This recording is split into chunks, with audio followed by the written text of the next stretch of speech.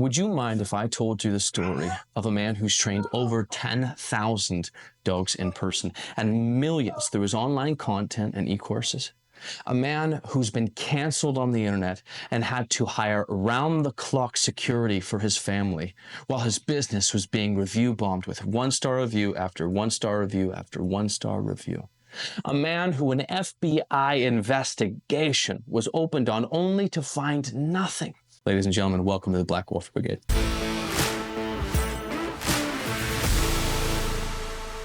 How are you, man? Unplug my soundboard. These are really, really good. How are you? Thanks for having me on. Oh no, thanks for being here. I've been watching you from afar. You know, I'm a dog trainer here in Texas, and I've been doing this going on 11 years. And Nice. Sometime last year, I hit a streak of bad clients, like one after the other, after the other. Yeah. And I swear to you, I was about 10 minutes from retiring. Yeah, well, there's a lot of, in fact, I just finished up my pod. Are we recording now for the show, or are we just chit-chatting? It's all recording, but I'd be happy to clip out anything you ask me to clip out. Oh, okay. No, I'll talk about anything. So I just finished up my podcast. I have an AM podcast and evening podcast. Yeah.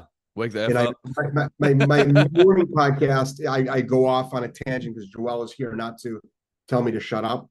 And I just talked actually about a lot of things, but one of the things I did talk about is more and more dog trainers are actually getting out of the industry. Yeah.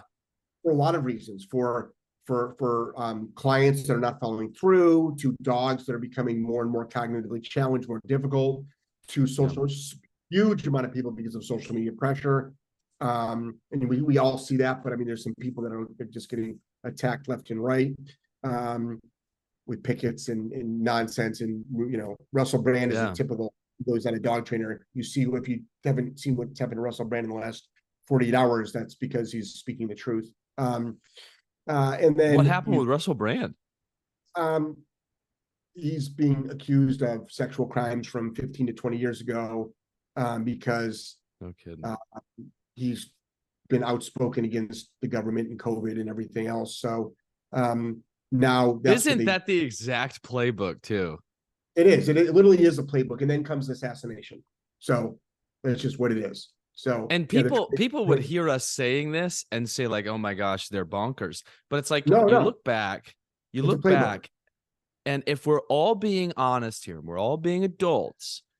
Everybody on that DNC stage said, "I believe the accusations toward who we now have as president." For the algorithm, I won't say his name, but I believe that all of his allegations are credible. They all stood up and said, "We believe it's credible."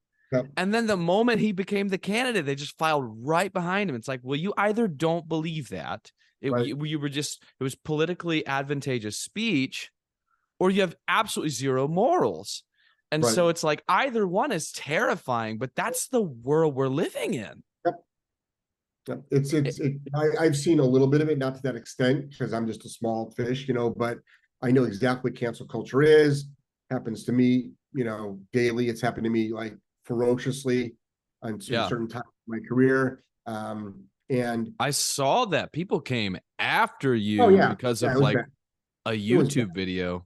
That was bad. And then now there's somebody currently that they're doing it with, and I'm going to actually talk about it. And I never, ever, ever talk about other dog trainers by name. Never. But I'm going to put my 2 cents in, and I never do. But it's more about the big picture. It's more about canceling. Then it's also more about everyone thinks, oh, it's force-free and pure positive, but it's actually not the big problem. It's actually people from our own community, meaning people that do train similar, and they're actually jumping on board. And I'm like, you do realize that you're next. So that's exactly right. So be really careful about jumping on the I hate train, because let's say that person is gone, which they won't be, but let's say they are. The machine has to go after somebody. And all of this sounds conspiracy theory, but for some weird reason, it keeps happening over and over and over again. That's right. So it's like, you can call it, and that's what they do. They label, like the CIA came up with the conspiracy theory concept, and they did it to discredit people because people started discovering the truth. So it is a formula, and most people do buy into it. They buy into it until finally so many people fight back and they can't hold back the truth anymore. Yeah. And I mean, COVID's probably the best current example. Ukraine now is becoming the big thing. Now we've got Hawaii, and so dog training sits on back burners. But when you're in the industry, you see the playbook being played out literally step by step by step. And trainers are getting very to the point where they're scared. And they're losing their livelihood, and it's affecting their family, affecting their marriage, their pocketbook, their credibility, accusations, and all they have to do is unite and fight back. And we're not seeing any of that going on at all. It's quite the opposite. Everyone's jumping on the I hate train, and then they find out that they're the next victim, and then they cry for help. And nobody has been standing up and just saying F you to the machine. And I guess I've got to say it. And I try to stay out of it. I try to stay out of it because, nobody came to my defense. Nobody. One person did, but he's a friend. But nobody did. And meanwhile, everybody's doing what I'm doing, but nobody came to my defense. So even though I don't know this person, I'll come to their defense because just because of what the machine is doing, and just because what our industry is doing, instead of just shutting up and training dogs and making clients' lives easier, which is what your role is as a dog trainer, is to do. So what do you want to talk about today? Well, several things. Let me ask, man, because you're one of the very few people that I know of that have been in the direct crossfire, or the direct crosshairs of this big hateful monster that really is threatening to consume common sense. Not dog train, like common sense, one by person at a time. Yeah. So for some weird reason, and I can't stand when people do this, like, we train like you, we do this. It's like there is no training like Jeff Gellman. Like, there are thousands of dog trainers that do what I do. We do positive reinforcement, we do clicker training, we do food training. That's how we train every obedience command with every dog, even the most aggressive dogs. What we do, though, in the minority, is stop unwanted behaviors. And then even a small minority is work with aggressive dogs. But there are thousands of dog trainers that do exactly step by step what we do. They just don't have social media. They don't put on podcasts, and they don't throw it in everybody's face. They're just getting results. Yeah. The motivation with me, though, is many people can't afford a dog trainer. They can't afford a board and train.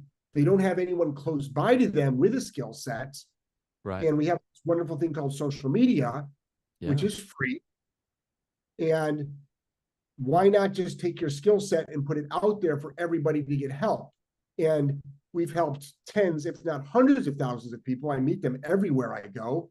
I just flew out to California for 3 days, and I saw people at the airport that walk up to me. I see people in stores. I see people everywhere, and just be like, "Oh yeah, I saw your videos. Thank you. You're the dog guy, right?" I'm like, "Yeah, thank you so much," because I couldn't find help. So that's cool. And I'm very small. People think I'm big, but there are people with millions of followers out there, millions. Sure. That's big. There are people that put out a video and in the first 24 hours get 100,000 views. We'll get 500 views. So we're not as big as people think. We just have a big mouth, and I'm seeing, but I'm seeing what's happening out there.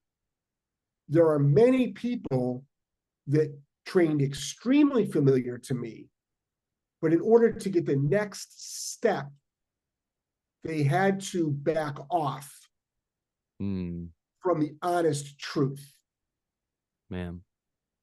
And I know exactly who these people are. And then I saw how tremendously they grew and how they got sponsors.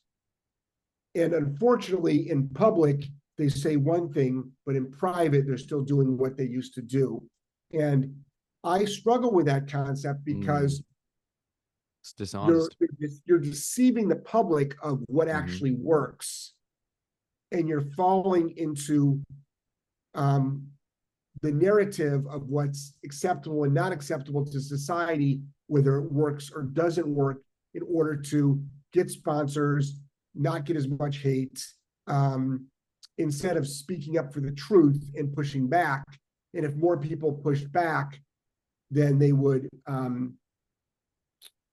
it wouldn't be as so taboo or so hateful, because it's something as typical as like, when an aggressive dog attacks you, what do? I mean, it's pretty simple. You neutralize the dog. The dog has to be choked out. You have to be physical. You have to be physical with the dog. I mean, people have to understand that an apex predator that comes after you, there's sort of no rules. I mean, the thing is, though, is we have rules. We actually have a protocol, step-by-step protocol. Yes. What we do, I can tell you literally step by step, when a Doberman lunges for my face, exactly what I would do. Now, if a bear chases me in the woods, I don't know what I would do except for try to survive. But with a dog, I know exactly what to do. I know because we've done it so many times. So unfortunately, people are making that sound like that's how you train dogs. It's like, no, that's how you don't get bits. Yeah, and this is something that people who don't work with aggression don't understand, is that it's in layers. When you work with aggression a lot, it's almost all I work with. And when you work with aggression a lot, you have to have like layers of your approach. And the basemost layer is don't die. Yeah. And then the layer above that is don't get bit. And then the layer above that is actually make the dog better. And so Right, because and then above that, only once those have been satisfied, after make the dog better, it's make this training experience good and fun for the dog. But that's the last priority. Right. But if you don't, I mean, I can't tell you how many dogs that we've been doing clicker training with, but they're known aggressive dogs. So it's like I didn't make them aggressive. Like they've got bites on their history. They possibly killed a dog. They definitely put somebody in the hospital. Like that's how they came to me. Like we did not, like dog trainers are not creating that. Some might be, but those are very, very rare. But most of us in the industry know the amount of aggressive dogs out there is astronomical. Yeah. And it's only getting bigger. Yes. The amount of dogs out there that are cognitively challenged is growing. And then the softness and lack of knowledge of clients is dramatically growing. So we're working against all of that. So we're working against all of that. So we could be doing positive reinforcement training. Sure. With a known aggressive dog. And it decides, I'm not going to work anymore. That's right. It decides it. It's not because it's exhausted. It's not because it's overworked. It's not because it's afraid. It's not because you're being cruel. It just decides. No, it's just being a butthole. It's like, we all do it. Kids do it. Adults do it. So I'm not going to work anymore. And you're like, I've done 3 reps with you. Yesterday, we did 20 reps. So no, we're not going to stop after 3 reps. We're going to do at least, 5 more. And the dog goes, no, I'm not. And you're like, we're doing reward. No, you have to do this. What's the big deal? We're reinforcing downstays. What is the big deal? But you're getting little chunks of hot dog. What's wrong with this? Yes. It's fun. We're actually having fun. And the dog goes, you know what? For the last I'm willing to 5 bite years, every time I've not wanted to do something, I just bite the person that's got the leash. That's right. That's it. And it works every time. They stop training. But unfortunately, our job is to break that cycle and to stop them from having that coping mechanism and to get rid of that. So what do? You got to survive. And for some weird reason, there's a huge population out there, segment of the population, that doesn't realize that dogs do these things not because you did anything mean, not because you did anything inappropriate. It's just because the dog decided to just do it. And And so what do you do as a trainer? You need to be able to go from this, everything is fun, to survival in a split second. And That's I always exactly say, right. you know, we just filmed two live courses, live, unedited, live. Oh, that's awesome. I'm on your email list, and so I got Yeah. notifications, but I've been Yeah. crazy busy. I meant to get into those. That's okay. But you know, it seems like it's no big deal, but it's a huge deal, because you can't edit anything out.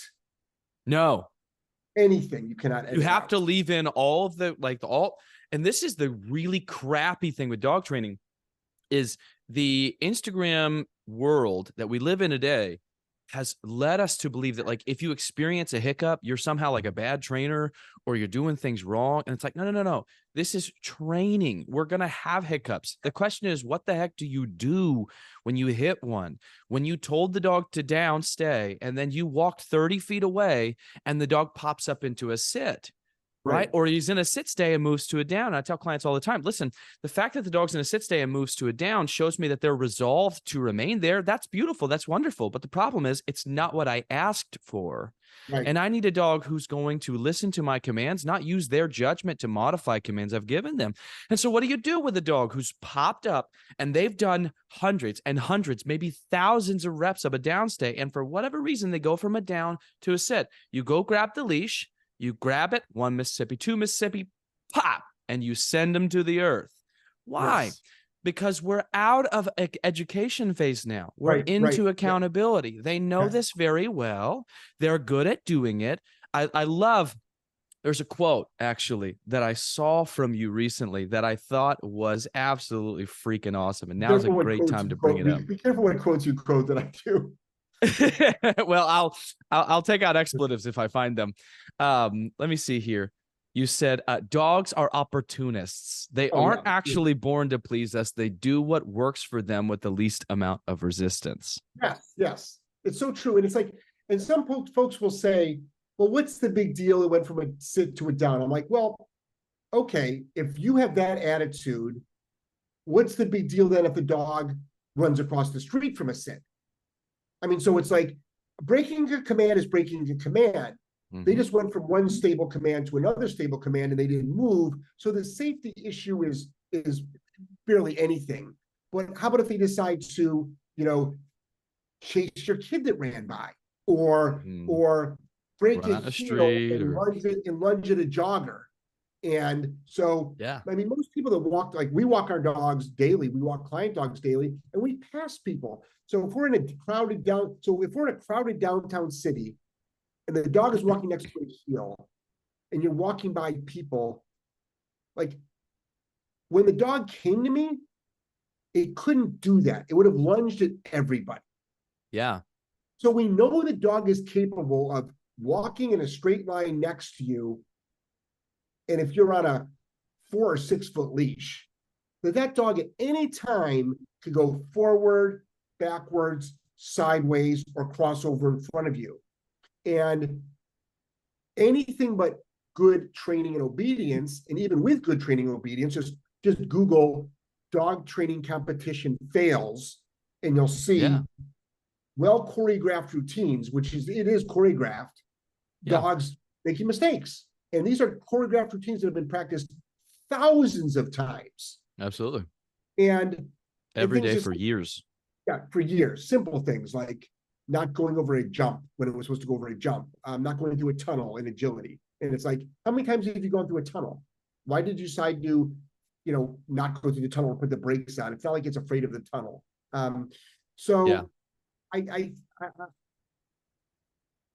There's a lot of people out there that they'll say to you, like today we're filming part of our public access course.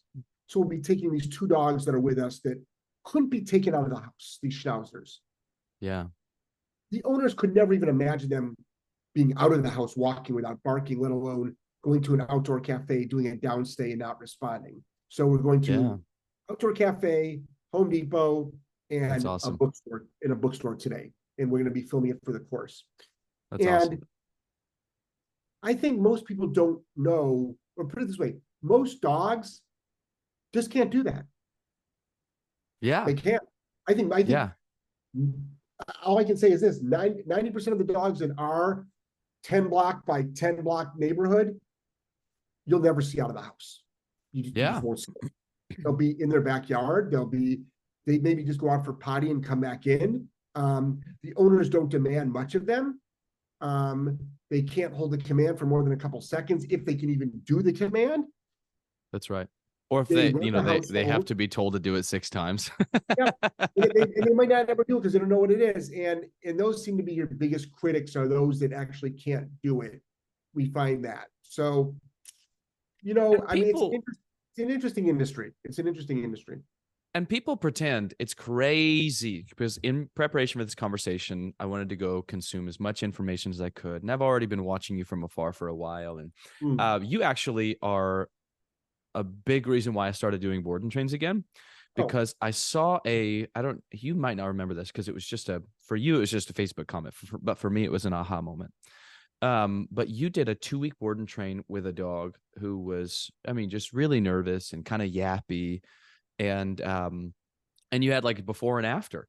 And I remember I watched this and I told my wife, I was like, baby, I don't do board and trains for a reason. They're big money. They can be great. They can stabilize your routine because you have the same dogs you're working with every day, blah, blah, blah. Yep. There are great things about it.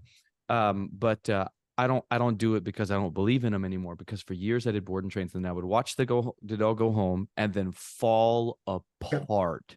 Yeah. And I was like, well, and I had convinced myself, well, crap, if the owner's going to have to redo my job once the dog comes home anyway, I might as well not even do it. And I operated with that idea for years. And then I saw this, A lot of people have that mentality. Yeah.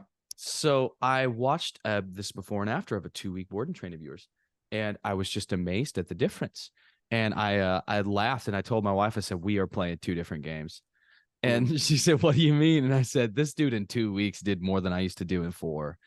And I realized, dude, you haven't done board and trains in, 7, 8, 9 years.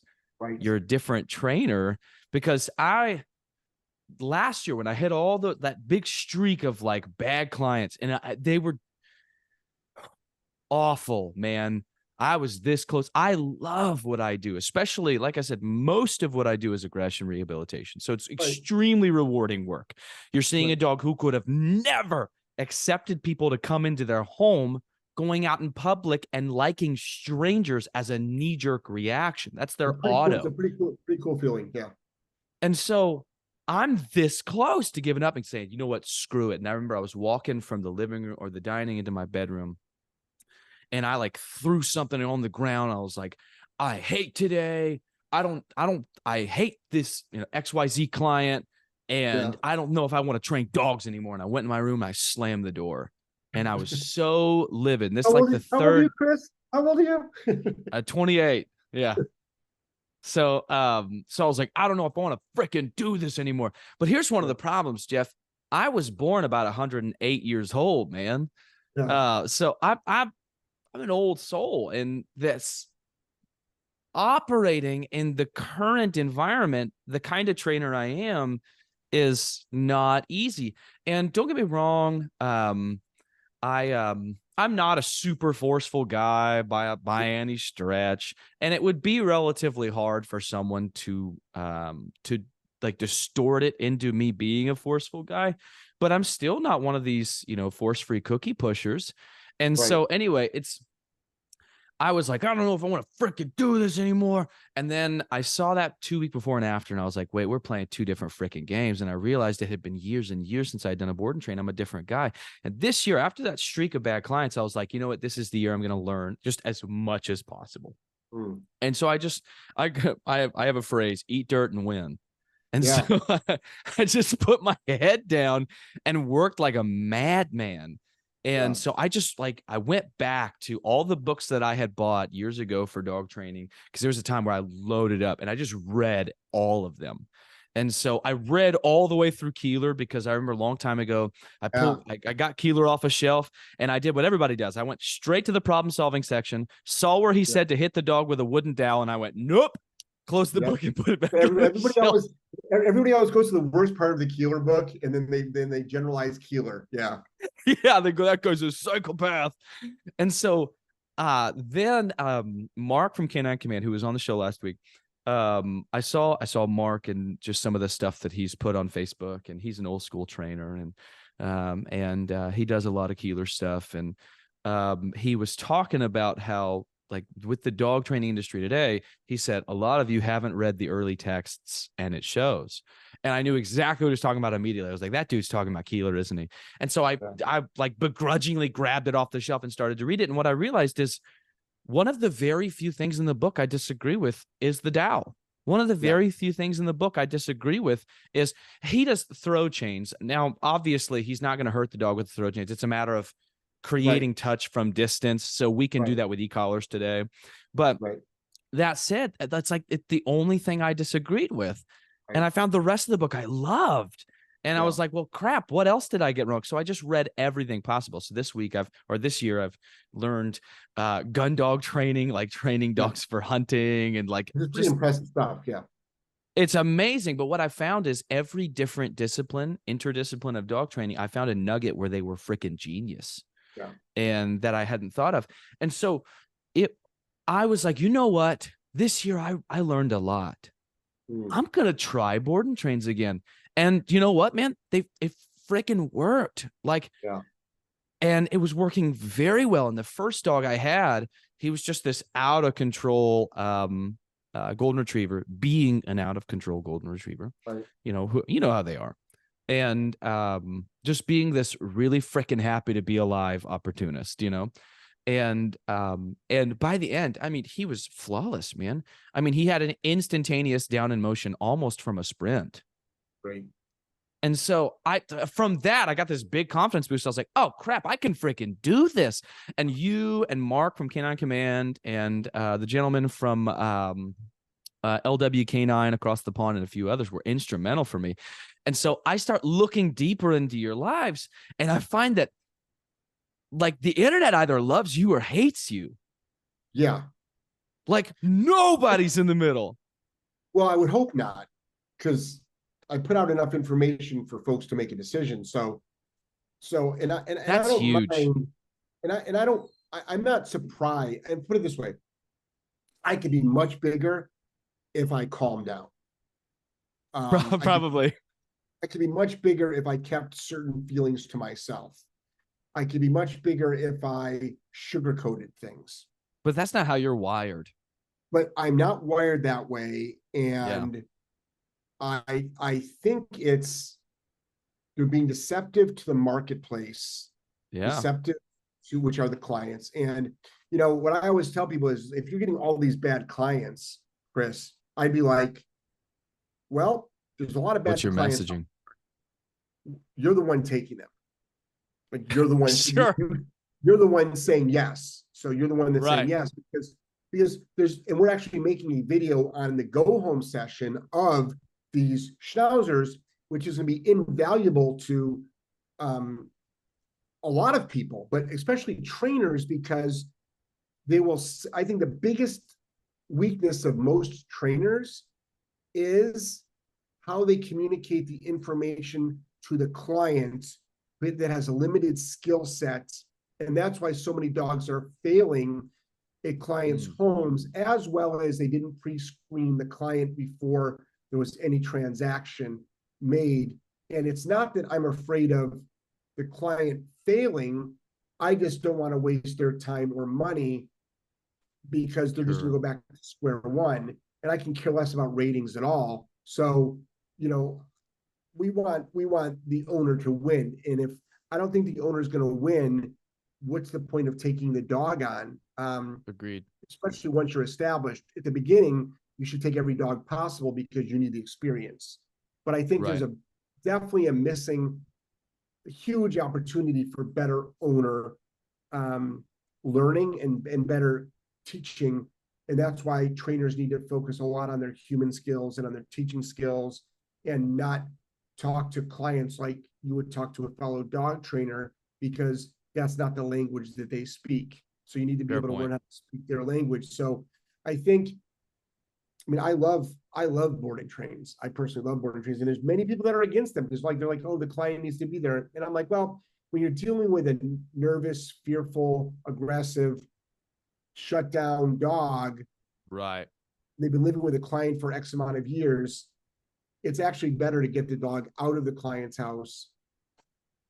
Yeah. You know, put them through a rehab program and a training program, and then train the owner how not to get back. Like, this is how you got to where you are, so let's stop that.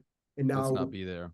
let's do what is actually not going to regress you. Because I really do think that, you know, owners, they want to live a good life for their dog. They just don't, Yeah. they just don't know how to. They just don't know how to. Let me ask, did you hear about like the analysis of war vets in Vietnam and the use of narcotics? That they're doing narcotics, the narcotics they're using now, or what got them to So- where they were. So it was a lot of narcotics were experimented with while they were in battle. while they were in Vietnam. Correct. And then a lot of them came back and had no problem not using the drugs. And what every shred of science on this has found, as we've looked into this element, is that environment plays a massive role in the ease of breaking addiction. And so if you can transplant into a different environment, an environment that's totally different, it's evidently significantly easier to break even addiction to like heroin and cocaine and things Correct. like that. And we see that with Vietnam veterans, how they like came back and just stopped doing hard narcotics. And so I've often used that to tell people, like, listen, should you be present? Yeah. In a perfect world, you would take 6 weeks off of work, come live with me, and we would train the dogs together. But I don't get Right. the sense you're going to do that, which means No, the next best thing is for Right. me to work with the dog. And then let's have a few lessons to transfer the dog back to you. I think a good example is, and I always ask trainers this to do boarding trains, on pickup day or delivery day, depends how you do your go homes. What we do is, when an owner comes, say, to pick up their dog, and say the dog's in the crate and it's barking its head off, we look to the owner and we say, shut your dog up. Like, I'm not going to shut it up, because the dog will shut up for me. Let's start teaching you to communicate with the dog that barking when I arrive is not acceptable. Whether you're excited to see me or not, it's not acceptable. And that's the beginning of the transference of the information and the relationship, because it'll take the dog by surprise that, wow, this human that I used to be able to get away with so much, I can't do it anymore. Now they know the same information that, you know, whatever company knows. And I think that's very, very important. I think a lot of trainers, including us a while ago, were like, okay, we'll do a half hour of training, get the dog in the right mindset before the owner comes, get the dog in a training mode, so the handoff will be easier. Now we actually want the handoff to start out messy. And this sounds crazy, but we actually do. Because same here. Because we want because the dog now knows what to do. It didn't before, but now it does. So now we're like, okay, let's start now. Because it's a great learning opportunity for both dog and human. Number one, they're working with a dog now that does know what to do, and the owner will have success if they follow our rules. But also, then you have to take into context relationship. The relationship, and it's usually a toxic relationship, that can overpower even the best training. And 100%. That's not talked about enough. And I like to give the example of, we rehabbed a biting Chihuahua. It bit hundreds and hundreds of times the owners, hundreds of times. Oh, sheesh. And it bit them every day, put it that way. And it came in and it bit us, tried to bite us every day. And after 1 week, it wasn't biting at all. So it went 3 weeks without biting us at all. It was like, loved being around us. Like, it didn't even attempt to bite. Like, before, we couldn't even pet it. We couldn't do anything with it without it trying to bite us, get it out of its kennel, anything. So 3 weeks sober from biting. The owner comes sober. I love that. 3 weeks sober from biting. Owner walks in the front door of the training center. the trainer. This was back in Rhode Island? Back in Rhode Island, yeah. The trainer's holding the leash. It's been working with the dog. So technically that trainer does have a relationship with the dog. Mm-hmm. As soon as it sees the owner, it turns and attacks the trainer. Wow. Why? Because when I'm with my owner, I attack. That's association. It's association. And not enough emphasis is on that. So obviously we have to correct the dog in the moment in order to stop the biting. But trainers need to start thinking a little bit deeper about what they can do with the dog. Yeah. It should be granted that you can do a good job with the dog or get out of the industry, frankly. Sure.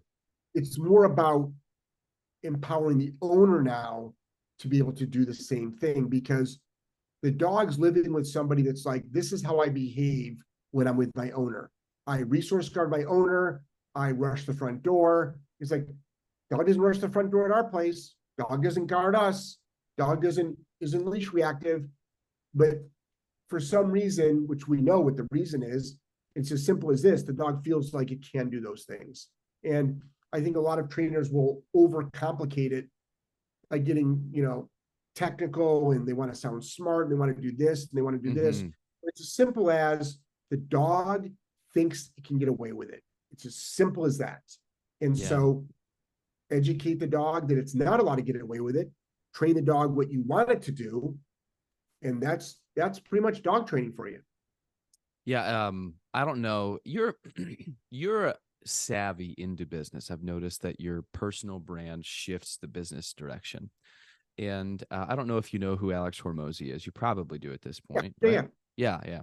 So Alex was given some advice in a video, and he said, if you want to raise your conversion rate on a page, put all the copy in a page into Hemingway and make sure it's like at a 5th grade reading level. And he said, and it's not just like you're dumbing it down so that, quote, stupid people can understand it. You want to make sure that even smart people are going to have an easier time reading it. And it's this idea of accessibility. Yes. Like Amazon has 1-click purchase. So it's not that you're incapable of 2 clicks. It's that there's a noticeable difference for your brain between one decision, click or not, and then 2 or 3 decisions. Okay, click, add to cart. Do I want everything that's already in my cart? Do I want to upgrade the shipping? Which card do I want to use? Instead, they just make it a 1-click thing. And it's this idea of accessibility. And something you do that I absolutely love is you do put it kind of all out there. Because and we talked about this a moment ago, a lot of dog trainers, they're going to hide a video of throwing a bonker at a dog. They're going to go, which I can't stand. Yeah. But here's the massive problem with that. Although, don't get me wrong, the way the internet feels about you, you would think that that's how you train sit. You're just like, you didn't sit? I strike, Christ. And you like throw it at its face. Yeah. We were talking last night on the podcast about shooting dogs. And the context was dogs attacking livestock. Yeah. And you're Which is happening a lot over in like the UK. In the UK, it's actually I got to get the actual statistic before I just like throw it out there officially, but I believe livestock is being killed at 300% and dogs are being killed at 400% ever since they put a ban on e-collars in Wales. I believe that's a number, and that's why they're re-looking at things in England right now before the ban goes into effect in February. Which is freaking wild. Yeah. So it's funny because I once listened to a speaker. I was able to, when you're in Providence, you can go to the Solomon Center at Brown University and pretty much listen to any of their lectures for free as just a citizen. Cool. It's just as a citizen. And I remember going to a lecture on something I was interested in, and the speaker, it was an hour lecture. I didn't understand. It wasn't on calculus, which I have no clue about. Sure. It was just on a theory of probably on social, issues. I didn't understand a word or a concept this person was talking about. Yeah. And I'm looking around and I'm like, are you trying to prove how smart you are? Or do you actually want to teach, people, and you do want people to understand? And I like things spelled out to me in very simple ways. Like I remember now I don't really have to go to a mechanic because I have a newer car, but past cars I've had to go to a mechanic a lot. And my mechanic is a like he's been mechanicking since he was like 14. He knows he's one of those guys that like he could just listen to the car and he knows exactly what's wrong. An engine without seeing it, he knows what kind of car it is. You know what I mean? And he knows what's wrong with the car. So he's trying to explain everything to me. I said, Mike, fix it. How much is it? Like, I don't like, I don't want to burst your bubble, but it's like, I don't care. Like, I really don't care. Like, here's my car, fix it. How much is it? And that's what I want out of my mechanic. And I want the, obviously I want the truth, and I want the truth too. So I'll tell you the truth. I'll tell you what to do. And obviously all my fees are on, you know, they're published, as well as my methods. And, you know, I just don't like the say one thing and do another concept in any industry, it's a big problem. In dog training, there's a lot of nefarious stuff going on, and it's concerning. It's concerning because tell me about that. When most people, that's why we put out so many videos. Most people either don't have a good dog trainer geographically located by them, or they can't afford a good dog trainer. Sure. So the internet is a wonderful way to get information out there to help as many people as possible. Absolutely. When you don't show the messy stuff, when you only, and we do, trust me, we do before and afters all the time. But when you don't show how the dog got there, which isn't always pretty. I mean, just think about, like, you know, couples counseling, personal talk therapy, because the poison has to come out. Yeah, just everything. I always equate it this way. I always tell people, like, there are moments where I'm working with a dog who has aggression underneath the surface and it's just not been disturbed. And then, and if you can just manage it the entire dog's life and never disturb it, if that's realistic for your situation, then fine. Yeah, just manage it for a billion reasons. Just manage it, because it's like surgery. Once you open this thing up, you've got to deal with it. If you close it back in, it's going to get 1 billion times worse. So you either don't disturb it and manage it, or you clean it out and you really do a good job so it doesn't come back. It's like with cancer, like if you go in to remove it, you're exposing a lot of oxygen to everything in there. And if you don't get it all, you just put gasoline on the fire. So it's like, you need to get it all. And so I've told people, like, when I'm working with dogs who have it underneath the surface, and for them, it's not feasible that they would just manage it the whole dog's life for a billion reasons. I go, all right, this is about to not look pretty. And I'll tell them, because I can see it in the dog's eyes. And I go, this is what he's going to do to me. It's just pus coming out of the wound. It was already in there. It was already that ugly. It's just coming out. And if we're going to combat these ideas, and it is combating ideas, if we're going to combat these ideas, it's got to come out at some point. And there are some dogs that you're going to be able to play off. Here's what I mean. With a dog-on-dog aggression, I can go to a dog park and stand 100 feet from the gate, and I can heel back and forth and correct when the dog looks and praise when the dog looks away, and fundamentally build the desire to look away, and then just get closer and closer as the dog proves they're capable of it. And that's a very uneventful, you're not going to get bit, he's not going to lunge at anybody, and that's going to be a super easy exercise for him. And if you do it right, you're not going to create a whole lot of stress. There are some things that are different, however, and there are different kinds of aggression. I tell people all the time, and I wrote this in my book last year, aggression comes from one of two places. We either have a respect problem or we have a trust problem. Right. And it's not uncommon to see one create the other, because those you don't trust, you don't respect, and those you don't respect, you don't trust. And I've told people, listen, trust problem aggression, we can be crazy gentle in rehabbing that, because it's just a dog who's uncertain and who uses violence to feel certain. And I was a troubled kid. Like, my first time thinking about killing myself was like 5 years old. I understand what it's like for uncertainty to, like, cage you and press you. I can be patient with that dog all day long. Then there are other dogs who are just buttholes, and they've been enabled all of their life, and they need someone to kind of stand in their face a little bit and say, nope, that crap don't fly here. And I had a dog. I've been working with this owner for a while, and what'll happen is they travel, and they'll travel for like a month on end in another country, and then they'll come back. And I keep fixing this dang dog, Jeff, and then they leave it with a sitter that destroys the dog again, and then he's 1.5 times worse, and I have to fix him again. And so recently, I've been working with this dog for years, and we'll go like 2, 3, 4 lessons. They'll be in a really good spot, and then I'll like clockwork. I'll see them next year about the same time, 2, 3, 4 lessons, and that's kind of how it's been for like 3 years. So recently, I got to tell you, man, the dog tried something with me that he's never tried. I've never had a problem with this dog with me, not really. And we were doing some counter conditioning. And I was using, little bits of hot dog. He was doing fantastic. He didn't really mind it. And all of a sudden, we weren't a whole lot of reps in. I think we were like 15 reps in. I've put 50 reps with this dog before. So he doesn't get exhausted. That's not the situation. So all of a sudden, we're probably 10 reps in, and he growls at me. I'm holding hot dog, and he growls at me. And I go, all right, I am... just this once, I'm going to give you a pass, and I'm not going to give you what you and I both know you need. And then I came to him next week. I was like, all right, let's go ahead and stop with him. Kind, right? Yeah, I was like, I'm going to let you go. This one, I'm going to cut you a little slack. Next time, I'm going to raise my lip at you, Bubba. And so, you know what I'm saying? Like the hair on my back came up, and I was like, next time, it's not going to be so easy.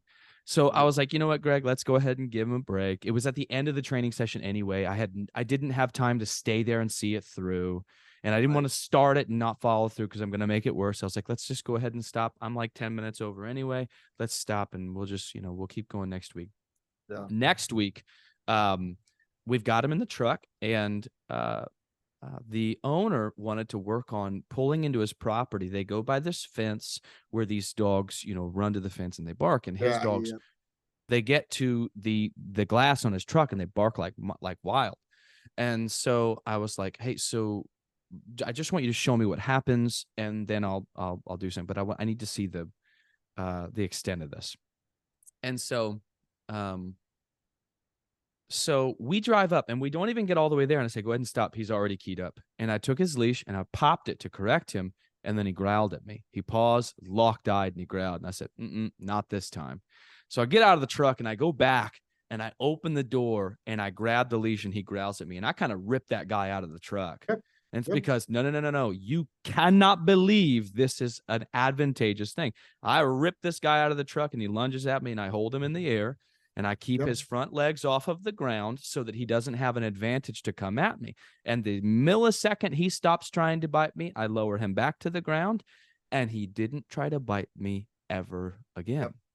And protocol. People, they don't understand that it blows my mind that we don't, and this is a greater theme in the frickin' world we live in today. People don't understand that like 10 bad frickin' seconds can keep you from euthanasia, right? Yeah. I think back to General Patton. General Patton, they frickin' killed him. If you don't know that, it's worth looking into, but they frickin' killed that guy. There's no way they didn't. And General Patton, it was because General Patton was like, listen, we need to go ahead and just handle Russia while we're at it, or USSR while we're at it. They're going to be a big problem. We just need to handle them now. They're weak. Let's just do it now. And they were like, we really don't want to go back to war. Bye, Patton. And so, but the idea here is, and he was freaking right. It's like, you need to have we don't have leaders in the world today that have the stomach to do what's necessary. And that's, I see it in dog training too, where it's like, listen, honey, there are some moments where you can't, hot dogs aren't going to fix a dog who's like, now I'm not interested in hot dogs. Now I'm interested in being a butthole. And it's like, okay, well, here are the consequences. Yep. And you can decide for yourself if they're worth it. I teach heel the way Keeler talks about in his book, where you put the loop and then you let the dog go and you turn around and you drive in the other direction. And what happens is the dog finds out pretty dang quick, I don't want to pull anymore. Right. And it's like, Yeah. I'm not teaching him to not want to. I'm just here's how I tell clients. I say, I'm not going to keep him from writing that check. I'm just going to make him cash it. And so he can write it all day long. Just now he has to deal with it. And it's the most amazing thing to me. And this is something I've heard you say several times, and I agree with you. No one understands. You're going to have 10 bad seconds. You're going to have 20 bad seconds, 3 bad seconds, and then the dog will think twice from then on out. And this is where the crap gets clipped on YouTube, goes into some influencer's account who needs views, needs to rant. Because I've looked at some of these people that like tear you up, and like you look at their channels and all they do is rant about people like this. They've made their living just being mad and trying to cancel others. And it's like, don't pretend this is about me. This is about you needing content. That's another story. But that said, people don't understand like a couple bad seconds. They don't understand the moment after the dog has their bad moment and they stop doing that. From here on out, we can praise. From here on out, we can treat. From here on out, all we had to do is break that idea. And the moment they go, well, heck, maybe I don't want to do this. We go, that's it. You're doing, yes, that's it. Cookies, treats, the blood of your enemies, whatever it is you want. Now that you've stopped it, good job. Yeah, I think what I always give the example is there's 86,400 seconds in a day. Yeah. Thank you. What is it? What's 3 seconds of uncomfortability to have a lifetime, hopefully, of good behavior. And, when you give an example of the fence thing, we actually, and you might do this too, we'll actually let the dog, go ahead, rush the fence, bark your head off. You'll learn real quick that's a bad choice. And I think that's step one. I don't think either people are not talking about step one because it doesn't look good, or they don't do step one and they go right to step two and they just teach what they want. Well, we do the same thing, but we do step one. So we'll do step two, we'll do step two, we'll do step three, we'll do step four. But without step one about teaching the dog what's not acceptable, now you can spend all your time on teaching the dog what is acceptable. But if all you do is teach the dog what's acceptable, does the dog truly know that what's not acceptable is off the table? That's right. And I don't think they do. And I think also people will pigeonhole. I mean, there's videos out there that say that I choke dogs out when they don't do downstays. And I'm like that's insane. Where did that come from? Were you listening to a podcast where I was talking about an off-leash dog attacking you? Like, were you listening to, and then you assumed that since I train dogs, this is how I train. Like we're not talking about training dogs anymore. We're talking about literally like preventing a not death dying. of your dog, injury to you, the death of your child or injury to your child. So I think nobody is looking at the big, nobody looks at the big picture. They just don't. They don't look at the big picture at all, and they just look at like everything's taken out of context. That's a huge thing. The internet is literally given permission to be non-contextual with a lot of different, every category out there, and that's why there are many people out there, myself included,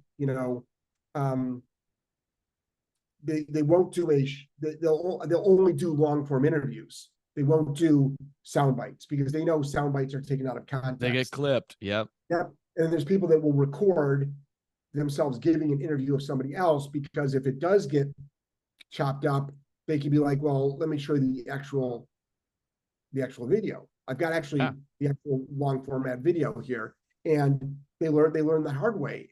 And I just think, but smart people also know like how cancel culture works, and they're like, this was taken out of context. This is so This stupid. was taken out of context. It's the same formula they've been using, over and over and over again. And I wish there was more. Like people need to stop flapping their gums and train dogs and then show video and I love it. Prove to owners like you can get these results. And it seems like some of the loudest people out there, they don't have any videos. They're not even in the industry. They're using emotion. That's exactly right. And that's a logical fallacy. It's called the appeal to emotion.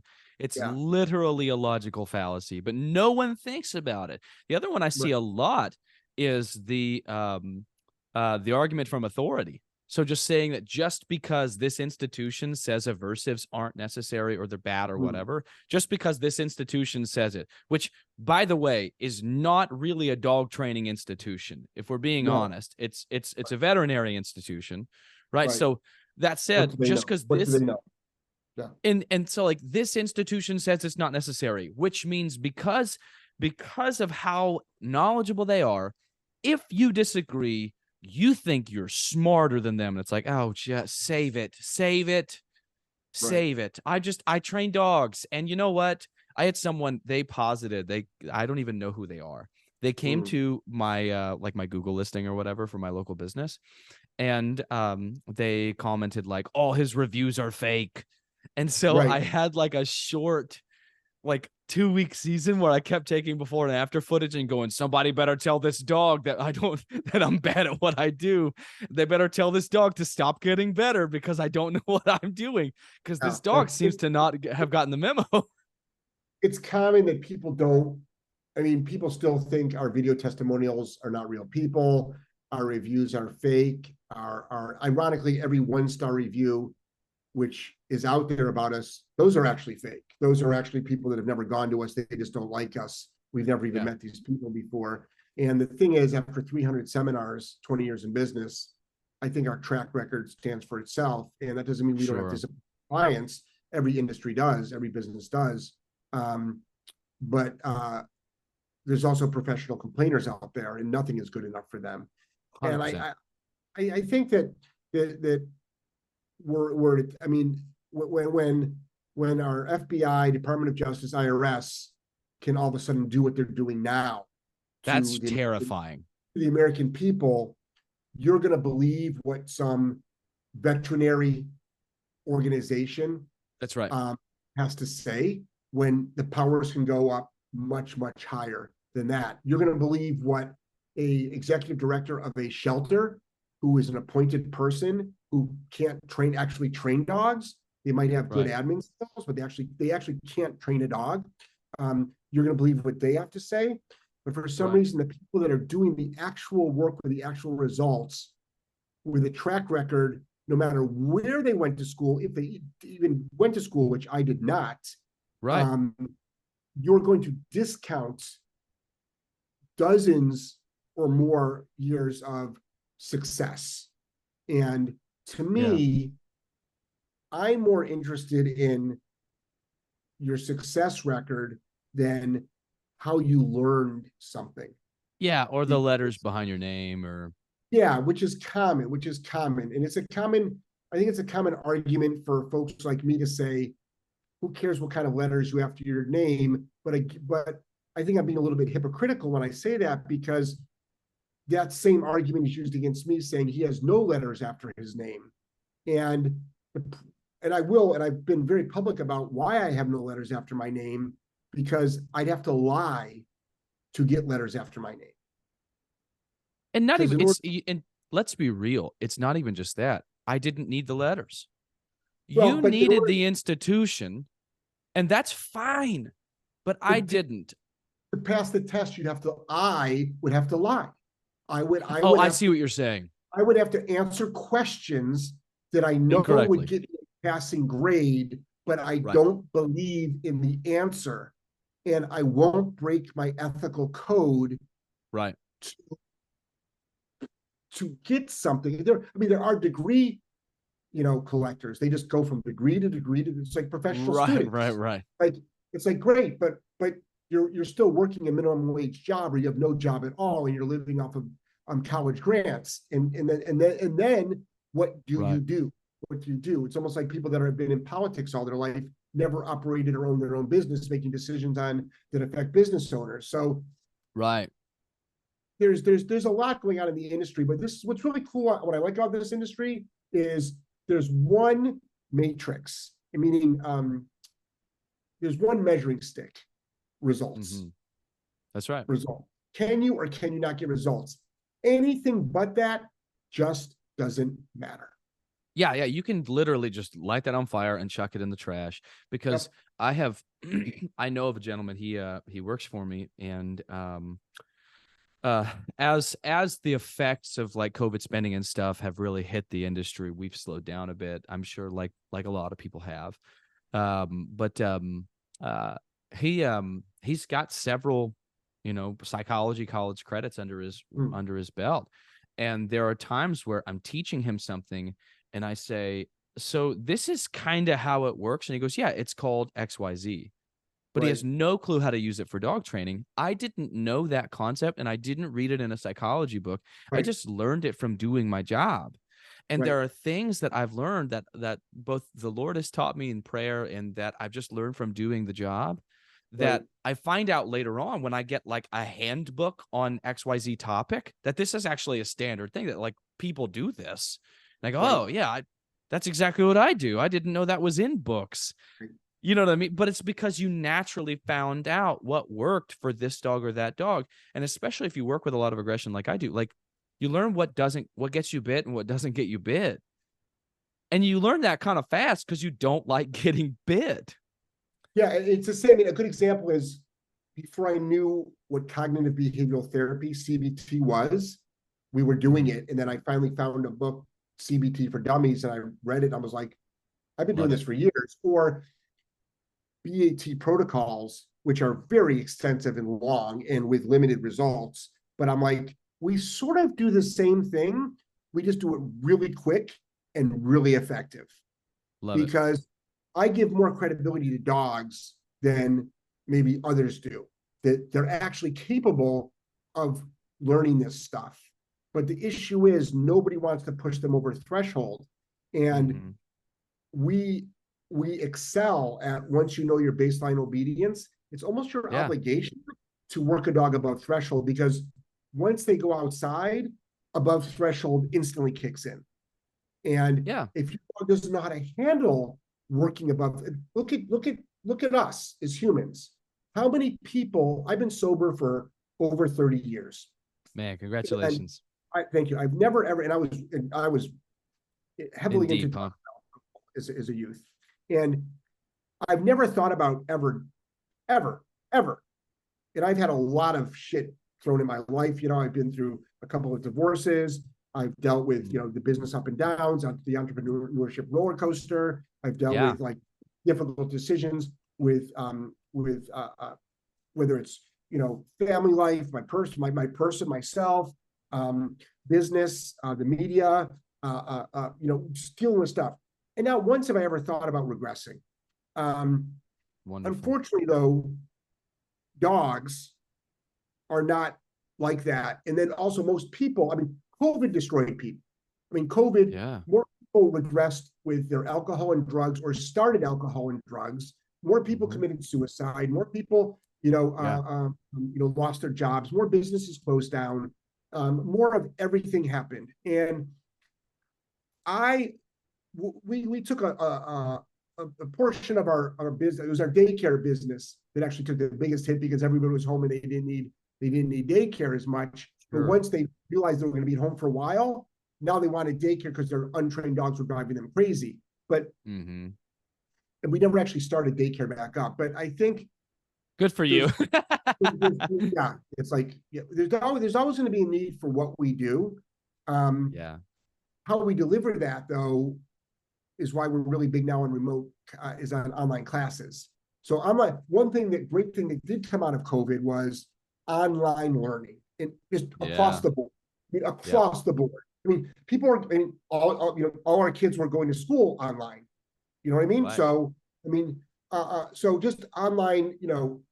Online. So many talk therapists still are not seeing patients other than online. Right. There are people that are learning, everything from, personal growth to business coaching to, just everything, dog training, physical fitness, cooking, painting, any name. Yeah. They're learning it on. So, how many people learned how to do sourdough during shutdown? Right. I think we all picked up all kinds of new, some of us decided to crumble. And then some of us decided to be like, you know what? I think I'm going to learn a foreign language. I think I'm going to learn how to cook. I think I'm going to learn, That's right. this hobby. I think I'm going to spend time, working on myself, working on my relationship, so it all depends on how you view things. And when you've trained your brain to handle above, which I have done, is I can function above threshold for long periods of time. Yeah. So I really feel strongly that, number one, it's a survival mechanism. You need to be able to do that. Absolutely. And I think dogs, though, also need to be able to learn how to work above threshold. So it's almost a disservice to keep your dog, and frankly, we can talk, your kid, in bubble wrap and Right. not expose them to what's going to happen out there in the real world. Because if you want to take your dog everywhere, your dog needs to know how to function in a world where just stuff happens that's just not choreographed and it's not planned, and it might be out of your control. It might be out of your control. Yeah, that's the nature of life. And I want to get back in just a moment to kind of your online stuff, because I'd like to talk about that a bit. But you make such a great point about training yourself to function above threshold. And there's a constructive way to suffer. And like when people do the ice bath stuff, or when you work out, like there's a constructive way to suffer. And intentional suffering, I've told my wife several times, intentional suffering makes us better. Oh yeah. And especially because if it's intentional suffering, it's controlled. At the end of the day, you still hold the red button that'll let you eject if you absolutely have to. And I think at some point we got so accustomed to seeking out comfort that we stopped intentionally suffering to like push ourselves forward. And I heard one gentleman like a month ago, and it gave me goosebumps when I first heard it, and I loved it immediately. And I knew that this was going to be something I never forgot for the rest of my life. He said, the fact that it's hard is the best part. Because you're worried that one of these days it's going to get hard and you're going to want to give up. And so I was telling a friend of mine, I was like, now I'm actually kind of looking forward to the day I don't feel like doing something. He said, really? And I said, because I got it. Like, I feel like lightning struck me, man. And I got into this zone where I was just like, eat dirt and win, And, and I said, but now I'm like worried I'm going to lose it, And so I said, I've figured out that if you can trick yourself into believing the fact that it's hard is the best part, then the day where you don't feel like doing it, you'll be like, I've been waiting for you and I'm ready. You know what I mean? Like, you've taught yourself intentional suffering makes us better. I think if things are too easy, there's a lot of common phrases out there, but if things are too easy, you're not doing enough. You know what I mean? It's like facts. And it's like, I go to the gym 5 days a week, and there's not one day I wake up and go, ooh, I can't wait till I get there. Right. Like, I don't enjoy getting up, getting dressed, and going to the gym. I do not enjoy it, but I do it. I'm 57 years old. I need to stay in physical shape. I need to stay in mental shape. So I've got to pay attention. We all should be paying attention to our physical self, our mental self. And because unfortunately, we can go on all these tangents, but our food companies are doing their best to make sure that we are not in our bodies. So you need to really figure all of that stuff out. But I think it's so important to learn how to work through adversity so you don't crumble, because adversity happens on a daily basis. There's no way around it. There's no way around it. And it's funny because, when we were coming back from Greece, it took 36 hours instead of 12. And it was a plane nightmare. And everybody was crumbling out there. And I was just like, okay, well, this is what happens when you travel. Like, stuff happens. Some of it probably could have been done better on the airlines, the airline and stuff, stuff like that. The decisions could have been done differently than were done, but it happened anyway. And but I saw almost everybody mean, grown, and this always sounds sexist when I talk about this, you know, it's like grown men falling apart while their wives and children were there. And I'm like, buddy, it's your job not to fall apart. Like That's right. It's your job to keep your together, to make sure your loved ones are well taken care of. Yeah, your family's looking to you. Yes. And so very few, like it's game time. You need to wake up and like put on your pads. Yes, it exposes the sheep from the wolves whenever there's adversity, and we keep seeing more and more sheep and less wolves, and we are attacking our wolves and bringing them down to be sheep or even to be dead, and but we don't realize that now you're going to be the sheep of someone else who does not have your best interest in mind, and we have to be very careful about. We have to be very, very careful about that. And I see why it's happening, because when people speak up, they see what kinds of attacks happen upon them, and I see it firsthand. I mean, I know it. I mean, I see it all the time. You know, every time I say something, it's taken, out of context. But that's not going to stop me from saying things. Yeah, thank God. I do have faith in humanity, that there are enough smart people out there that can read through the nonsense. And I think now more than ever, I'd like to think more people have woken up, to that there are a lot of different people and organizations and governments and whatever policymakers that possibly do not have your best interest in mind. Yeah, and you have to be careful, because someone is going to run your life. And if you don't make it you, someone else will come in and will do it for you. And they don't have best interest. Right. Yeah, and I've had this concept. I saw this terrible video, and maybe I can find it and send it to you afterward.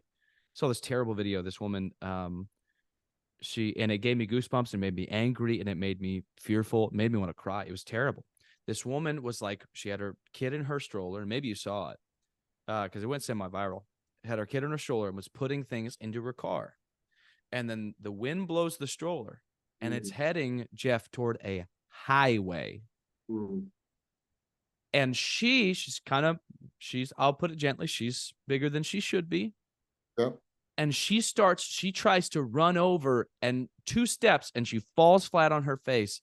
And then she tries to get up, and she kind of gets a foot underneath her and falls again. One more time, falls again. Meanwhile, this thing is bustling to a highway where this kid's going to die. Oh, yeah. Thank God, some random dude sprints out there like a lightning bolt, grabs this thing, comes back to the car with the stroller, walks, doesn't run, Jeff. And when he gets back to that woman's car, which at this point is like 30 yards away, she still hasn't gotten up. And he helps her get up. And I realized in that moment, one day the wolf is coming for you. Yes. One day the wolf is coming for your wife, for your children, and what you will have on that day is the culmination of all of your practice, all of your rehearsal, all of your self-discipline, all of your fitness. And it's too late to rewind 6 months and have self-discipline. It's too late to go back and suddenly do things right. And so you have to live on a day-to-day basis like the wolf could come today. Right. And I need to be ready. And I love what you said, grown men crumbling while their families are looking to them. And I understand that being a man, and, people are going to hate me saying this, like, it's because you're a male saying, it's because you're a man saying something that's going to look chauvinistic, when I'm a strong believer that, and trust me, I'm in a relationship with a very strong woman. You know what I mean? Joelle is a she seems very strong-willed. Right. But there still is a role. There is still a male-female role. Sure, you have your relationship set up. Right. Yeah. And it's funny, and I think it's like, huge. Sorry, when people are like, so what does this have to do with dog trading? Because we just went off on a tangent. Well, we're talking about dogs who, if you do not prepare for the real world, and you actually want, I take my dogs everywhere. I literally take them everywhere. I mean, I don't go into grocery stores with them, and I won't leave them. So that means I won't Sure. leave them in the car if I have to. We live in Florida, so it's like 8 months out of the year you can't leave your dog in a car. You know what I mean? So That's right. That's right. But I want to be able to go everywhere with my dogs, and I want them to be on their best behavior. And it's up to me to train them what's acceptable and what's not acceptable. And it's up to me to prepare them for when shit's going down. So to step up and be a leader. Exactly. So I think like all of this actually does come back to dog training, because that is our business. And a great example is, this woman, for whatever reason, could not get up. But because of, and again, this is a great thing to attack me on, but because she decided to not keep herself in the best shape possible, her child could have died. Now, even if she was in super shape, she still might not have been able to catch up to the stroller. But from what your story said, she didn't even have a fighting chance. Not even close. Here's the thing, though, Jeff. Here's the thing. I'd love to see. Oh, let me real fast plug my charger into my laptop. I think I just hit low battery. Here's the thing, though. I would love to see this woman 6 months after that video. What she does with her life fundamentally changed. Hopefully. She got mad. She stood up, squared her shoulders, and she said, never again. And this is part of, here's the huge thing that I think some, especially in business, people don't realize, is that people buy from people, and they don't buy from businesses on average. They buy from people, or at least that's how they connect anyway. And showing your clients like your life philosophy and your worldview can help you a great deal in having kind of a differentiated message that helps you cut through a noisy world and find your tribe, people that like you, think like you. And these are guiding principles of ours because it's part of our worldview. These are guiding principles, and they go into how we relate with others, especially how we lead. And we talk about like a couple uncomfortable moments. Now, I would never, to be clear, I would never take someone who has let go of their fitness and say, okay, well, let's put your baby on a highway and see how fast you can run now. That's never how I would go about it, right? But that said, all of that said, knowing that I'm not prescribing this is how we handle that, that said, a very uncomfortable 45-second, 60-second, whatever it was, experience will, I'm sure, lead this woman to just crazy change, because she probably sat in that car, bawled her eyes out, and said, you have got to frickin' do something. Hopefully. And we see this with dog training all the time, where it's like a dog will have one crappy moment, a light bulb will turn on, and suddenly a door that was clamped shut will crack open just a little bit. And we can force that door the rest of the way open through positive reinforcement, but positive reinforcement isn't going to open that door. Once it's open, we can push it open with that, but like it's got to get cracked through a bad experience. Yeah, and I think that it's funny, because when you make enough content that we do, and you're in your face like I am, it does turn off a lot of people until they get the dog that nothing else works. They're like, you know what? Let me go back. That asshole Gellman. Let's see what he says. Right. And they'll do one thing that I suggest, and they'll be like, huh. Maybe he wasn't everything I thought he was. 6 months with no results and 6 minutes with results. Maybe I should listen. And it's not just me.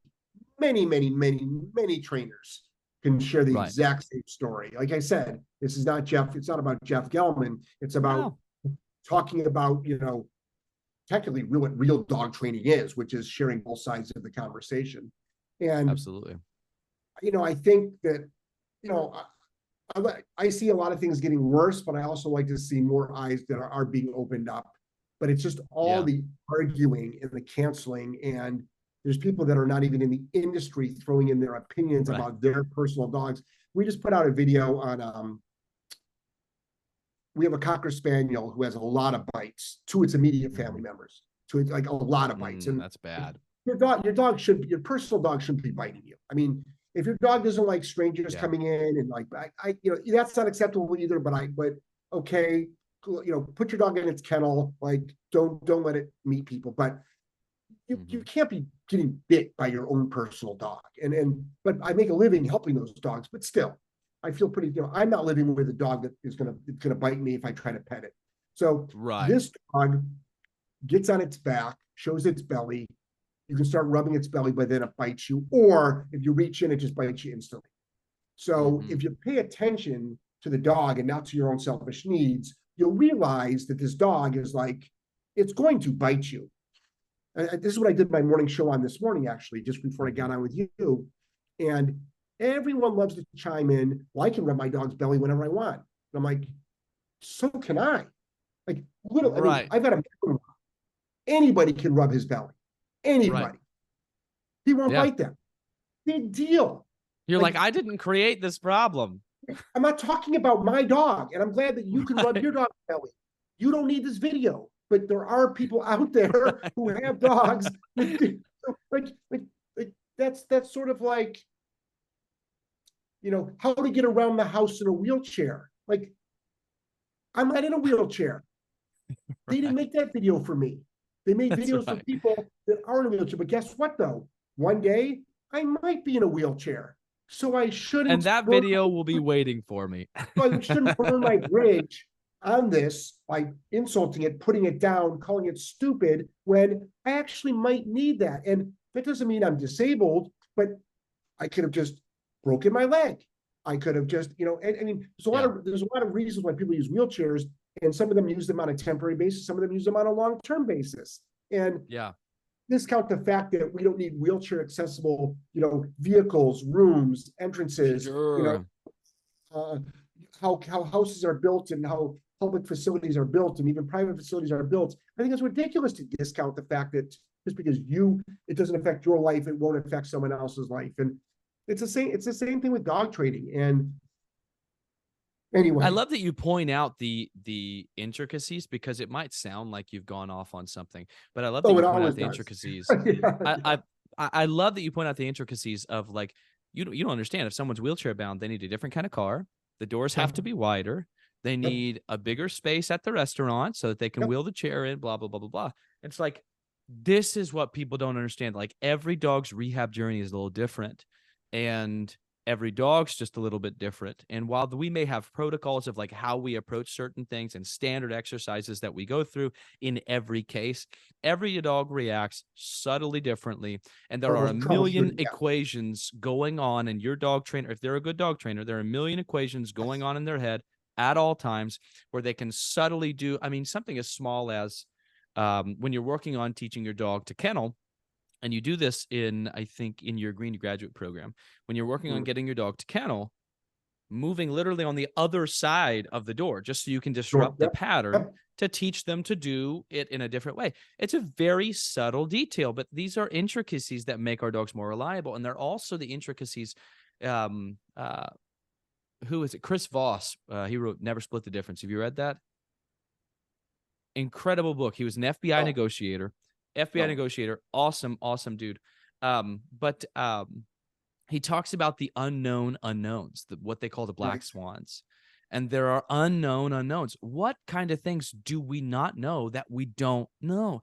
And with rehabilitation, you give me a golden retriever that needs to be taught his obedience commands and taught not to jump on people and stuff like that. That dog's program is going to look pretty different from a German Shepherd who needs to be taught not to be territorial over the house. Yeah, I think people don't realize that, though. They think that, I've done seminars where I've had to choke out dogs and because they wouldn't stop attacking. But it's like someone could see that and think that's all I do. And it's just like, no. You've got a 16-week-old puppy that we're teaching the basics to. You have a happy-go-lucky dog that loves to learn. We have dogs, though, that are afraid of plastic bags that blow in front of them. You know what I mean? So it's like, any good dog trainer knows how to troubleshoot literally on the fly. And Yeah, even because our they've got number one, frameworks. yeah, even our number one course, which is an online course called Green to Graduate, which Yeah. you if you took it and followed it, you could actually get an off-leash trained dog. Now, obviously, we get dogs in that if we follow that to the T, it wouldn't work. It wouldn't work with these dogs because there's troubleshooting that's involved. And I think that That's right.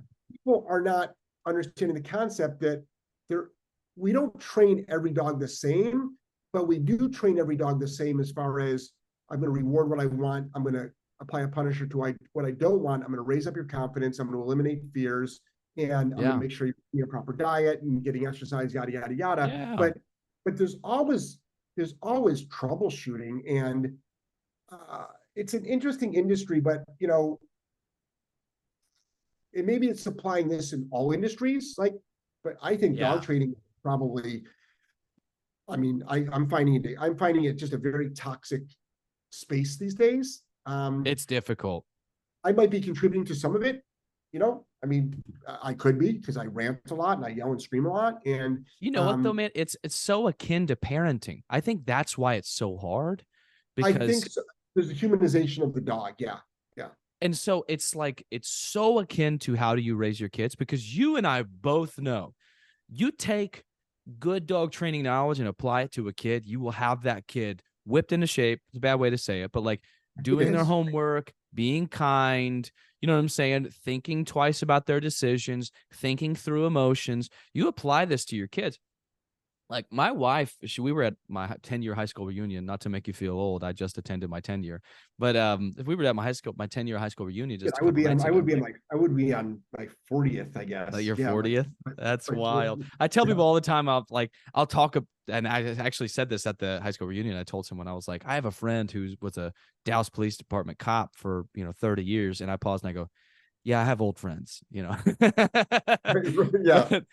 Hey, none of my 57 is the new 37, so just watch out, okay?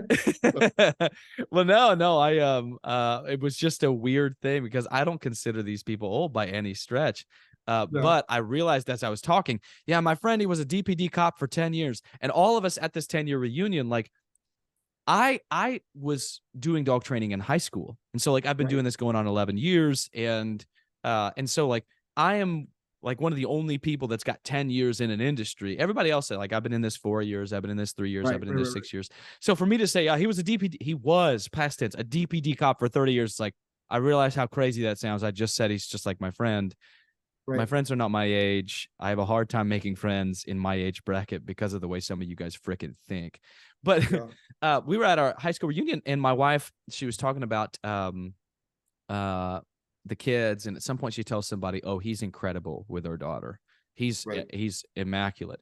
And what she was talking about is like the moment she starts like losing her cool, and I just like walk her through it, and I'm helping her understand, like, I get it, you have emotions that are very big and you don't know how to constructively handle them right now, so just like look at me, tunnel vision, let's breathe, let's take a moment. Okay, I get it, you're mad, and listen, there's nothing wrong with being mad, and just talking through it. And if dogs were humans, these are the conversations we would have. And by the way, with trust problem aggression, these are exactly the conversations we're having, just through body language. It's the other stuff. What I'd like to pivot to real fast, because I'm really thrilled about it.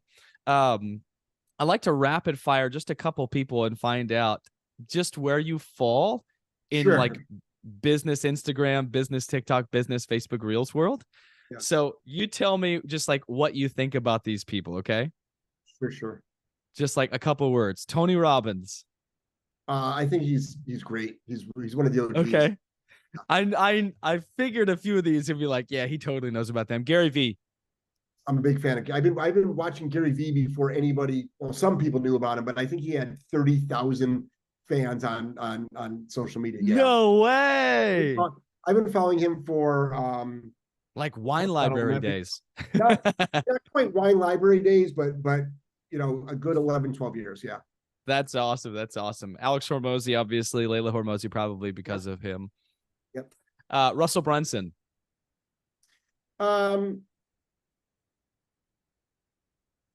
So he's the CEO of ClickFunnels. I wasn't sure how deep you went into that specific. I was thinking about Branson there for a second. So I don't know about him, even though we do use funnels for our online courses. Yeah. Yeah. Do you use ClickFunnels? We don't use ClickFunnels. We've got a really interesting tech guy who Cool. created our own funnels, and I'm not sure what he either created it himself. I'm sure he used help of some existing programs out there, but he finds a lot of stuff that's not mainstream and applies it to what we. As we get deeper into our careers, I think to some degree, especially in dog training, it gets harder to like move the needle on passion, you know, because some things just get mundane, and it's not bad. It's just the nature of any work. So it gets harder to find the things that like really make you feel like it's brand new again. What are the things that recently have really moved the needle and that you're really excited about? Online courses. Yeah. Online courses and online coaching, because when it comes down to it, helping the most amount of people in the most effective way to have a better life with their dog. And an online course, like you can only do so many boarding trains at once. You can only do so many one-on-one once. Infinitely scalable. Yeah, even my seminars, which are starting up again, I've done 300. I was on the road for years, and I took 2 years off to create an online library, and now I'm going back on the road in a smaller scale because I can't keep up with 26 a year anymore. That's a lot. It's a lot, but even those that did like anywhere from 25 to 65 people, those were helpful. But an online course that theoretically, I mean, we've sold a number one course, we've sold thousands and thousands of them all around the world. Oh, that's awesome, many countries. I mean, you can't do that in person. You can't do that through a course. I mean, it's an online course is just fantastic. So I'm really excited about online learning, being an online instructor for other people to learn from. That's awesome. That's awesome. What are the so you've got the Green to Graduate, and then you've got which goes all the way through Off Leash, which is awesome. I actually own Green to Graduate. And yeah, no problem. When I saw that like 2 weeks before and after, I was like, I'm buying one of his courses. That was a great dog. Yeah. And so I wanted to, what happened was I was about to take a board and train on, and I actually bought the course for like a 911, like just in case. I was like, I'm pretty sure I know what I'm going to do. I'm pretty sure I know how it's going to work out, but it's just like, I want Jeff to be there just in case, because this is my first board and train in years. And so that was my way of like forcing you to help me. Yeah, no, I mean, I mean, a lot of trainers actually buy our courses. Yeah. Either as affirmation or to learn. And I think it was a bit of both for me. If every dog owner owned this course as either the Bible, which I would hope they wouldn't, but I hope they would be a little bit more creative, but still, and they would have, they would have so much more knowledge and have such a better life for their dogs. Yeah. So you've got the Green to Graduate. You have the Fearful Dog course with Vader, which I loved. It was it's funny because if you look at courses, the coursework with Vader, you find out really fast that Jeff Gellman's not a psychopath. Oh, he's actually a very compassionate, sweet man. Look at him being nice with this dog that would take off and break his arm if he ran away. You know what I mean? So I've pigeonholed myself as this major asshole, I think, online. It's like, but it's funny because when people meet me, they're like, God, you're really quiet. And I'm like, I know I am. That's me. I expect you to be a freaking loudmouth. You know me from a edutainment podcast, which could you imagine me being monotone on my podcast? It's like, sure, for that I'd get a job with I guess CNN, which I would never do. That'd be against my moral code. But you don't like lying? You don't want to belong to a mainstream news service that lies for a living? No, they're all crazy. They're freaking wild. Did you see that video where they took like it had to have been 250 local news stations, and they were all saying the exact same scripted thing. Yeah, the same script. That's terrifying. Yeah, it's quite common. When I had a radio show, It was an AM station up in Rhode Island. It was part of a bigger, a chain, and then they had nationally syndicated shows as well. And this is also when iHeartRadio first started, Yeah. so we were able to reach a lot of folks. But it was before a lot of the modern technologies of, and I got out of that business because I was able to do podcasts. And I'm like, why would I be, constricted by the FCC when I could just do podcasts and do whatever I want to do? Yeah, say whatever you want. But now, and not get a $50,000 fine. And now you can't, though, to get canceled. So,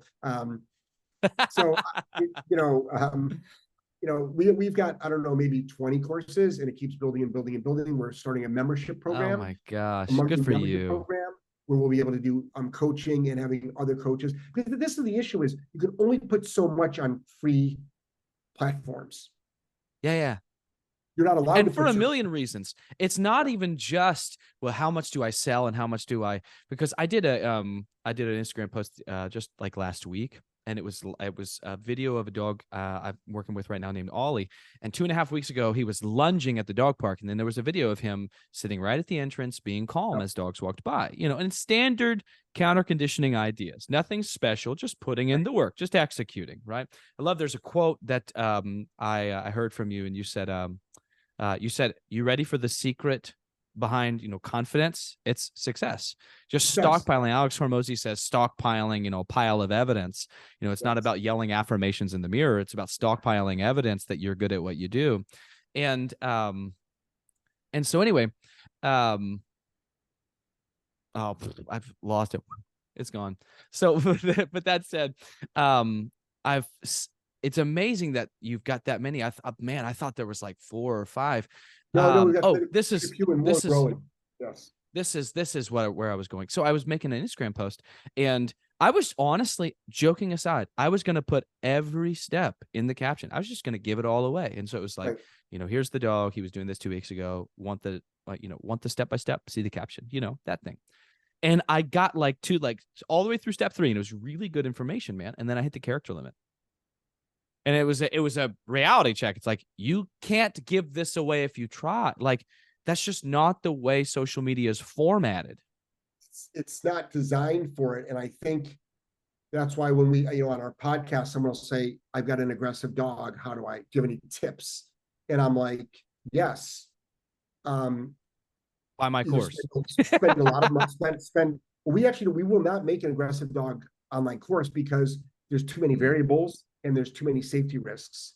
And it takes a high skill set that most dog trainers don't even have. Right. Let alone the average dog owner. Right. So it's like, so at a minimum though, do a online consult at a minimum. So at least we can set you up on the right course, put safety protocols in place, teach you all the proactive stuff. I mean, there's a lot of people with aggressive dogs, and not to say your dog has to be trained to not be aggressive, but it's like, the dog won't even listen to you, doesn't even believe you that you can reinforce downstay. You're gonna have a rough time for it to believe you not to bite. And so we always, I will say you can stop aggression before you train a dog, obedience, but it's always good to know how much training does this dog even have on it. Right. If you got a dog that has 0 training other than maybe one command, which is sit or paw, but doesn't do anything else or listen to anything else, or you can even put effort into anything else, well, stopping aggression is going to be really difficult for you. Yeah.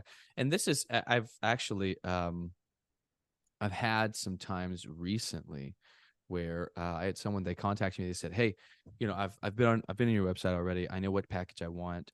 So this is the package we're ready to enroll in. Basically send me the invoice. We want to do this, this, and this. And I was like, I'm about to sound like a total butthole. That's not how this works. Right. This is not McDonald's. Not a la carte. Yeah. Right. You don't just get to say like, I want this, this, and this. Now snap to it. That's not, and it's not an ego thing. There are prerequisite skills. You know what I mean? If your dog doesn't know X, Y, and Z, we have no business teaching them A, B, and C. Why? because they're not ready. And if I give you this false hope that your dog's prepared for that, and you go putting your trust in that and your dog fails, I failed you. Mark, who we had last week, he said something beautiful. He said, you didn't pay me to tell you what you want to hear. You paid me to tell you what you need to hear. It's so true. I mean, there's chefs out there that will not take a special request for their food. I don't care if you don't like the sauce. It comes with this sauce. You cannot just get something else. It's like I'm always amazed. I've got a colleague that orders steak, no matter how expensive the steak is. Well done. Beyond well done with ketchup. I am still waiting. That's wild. For somebody to come out of the kitchen and say, no. Make your own steak, dang it. I will not cook your steak. I will not cook it. The steak is made to be this way. I think what we've done is we've given people too many options and empowered them to be picky. And that'll preach. And when we go to an expert, it's our job to shut up and listen and not to talk. That's right. And I think it's the same thing with dog training. It's like, you don't have to listen to me. Number one, you won't be a client of mine, but you can go find a dog trainer out there that will accommodate all of your requests and say anything you want them to say. But you're going to be in the same situation most likely that you're in right now. So instead of wasting time and money, why don't we just do it right from the beginning? Yeah. Jeff, I wonder, have you noticed as the purely positive wave kind of hits, because it's, for me, I think it's too early to tell yet whether it's just a phase that's going to come in and out and regular dog training is going to still stand, or whether this is part of the agenda and dog trainers, actually the good dog trainers will die out. It's too early yet for me yet to know. They will. It's going to be really hard to find a good dog trainer soon. Yep. That's a fear of mine, especially as really good dog trainers retire, because they're just like tired of the industry, tired of people. And I've heard plenty of dog trainers at this point saying the dogs aren't worth the owners. And that's a scary thing to say. Well, it's also not worth the huge destruction that has on you as a human being, on your family, I mean, one of these days I've mentioned a lot what happened about the bonker incident of 2019, as we like to call it. And bonker incident of 2019. I mean, that's wild. I mean, it sounds stupid, but it actually made worldwide news. It did. No, I'm laughing, but it's not funny because these people came after you. Yeah. I mean, pitchforks and everything. I think when the FBI actually takes it seriously and actually opens up a case on it and actually has to make visits to people's homes. And wait, the FBI investigated you? With you. Oh, yeah. And you have to hire armed guards. And I'm a huge advocate of the Second Amendment. So, I mean, I carry, and it's like, you have to worry about your family, and you got to worry about, like, we had patrols around my business in my house. And it's like, this is a problem. I mean, this is a problem for literally stopping aggression in dogs. I mean, this is a problem, I mean, meanwhile. And it's one moment with one dog in one video, and it's clipped down, and there's no context. There's no, hey, do you realize that now we're going to be able to praise the dog forever? Because I got to be honest with you, man, I don't use bonkers. But that said, it's not because I think they're these, but it's not because I think they're these evil things. Right. It's like, here's the fact of them. It's like, I also won't use a throw chain from Keeler. Right. I understand that he's not going to hurt the dog. He's not pitching it hard enough to hurt the dog. I just don't. That said, I don't. No matter how hard you throw. I mean, I've hit my dog with chuck-it balls by mistake because they just happen to be the way of the chuck-it ball. That's gonna hurt infinitely more. I should say it's going to exert infinitely more pressure, because I'm still not convinced that's going to hurt. because Right. people don't realize dogs have not been softened by a couple No. hundred years of consumerism. They're still No. prey predator. They And run into so, cars, they run into trees, they run into yeah. other. I mean, you know, they roll and they tumble over and over and over again because they just ran too fast.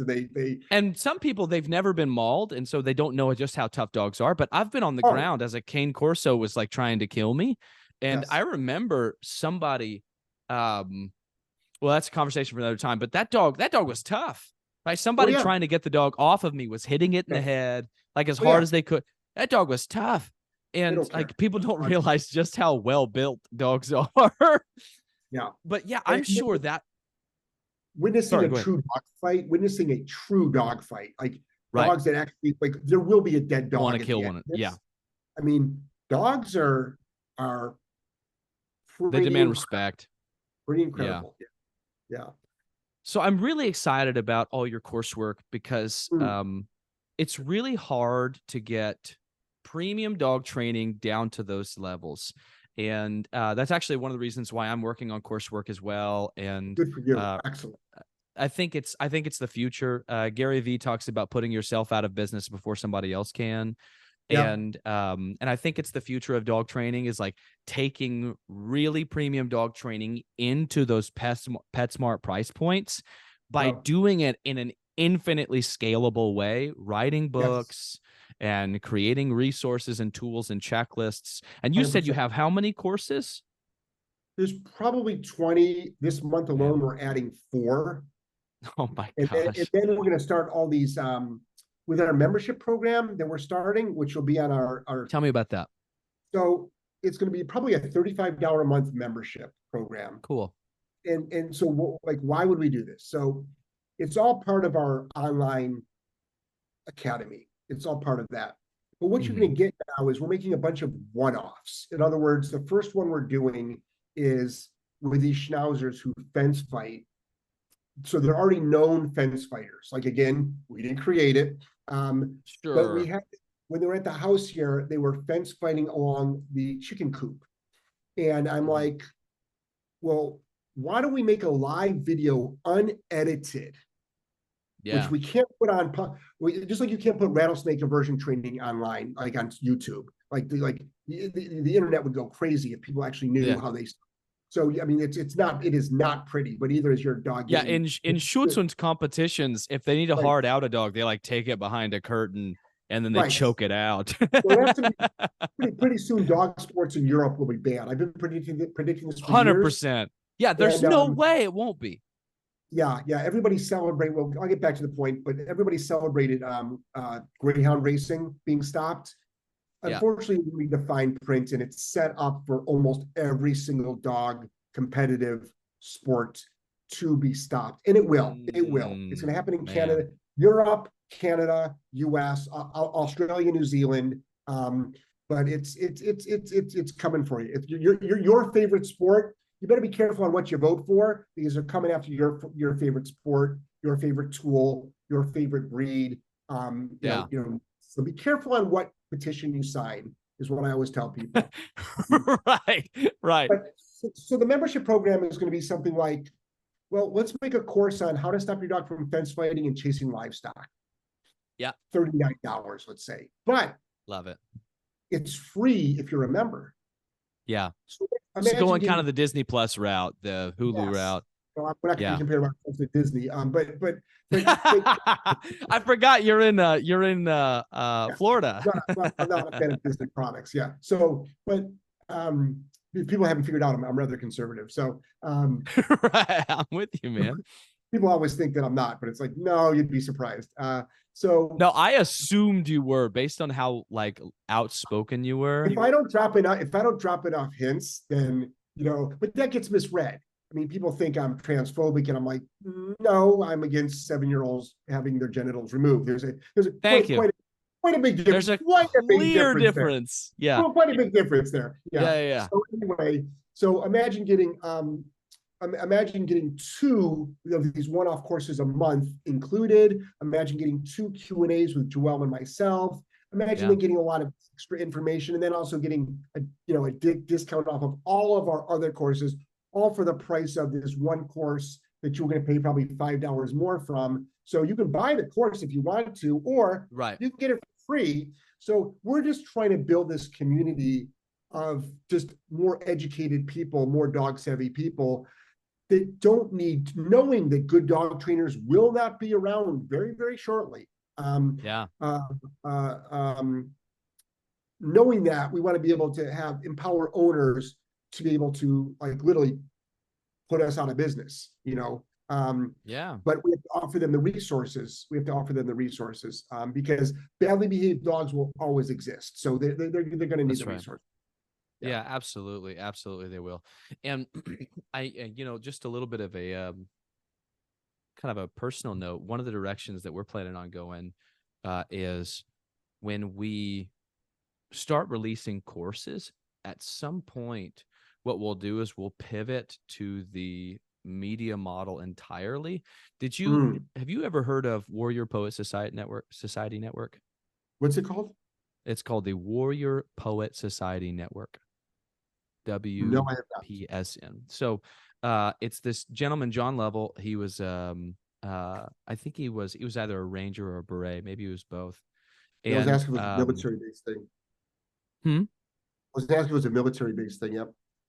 Yeah. So he was either a Ranger or a Beret or both, and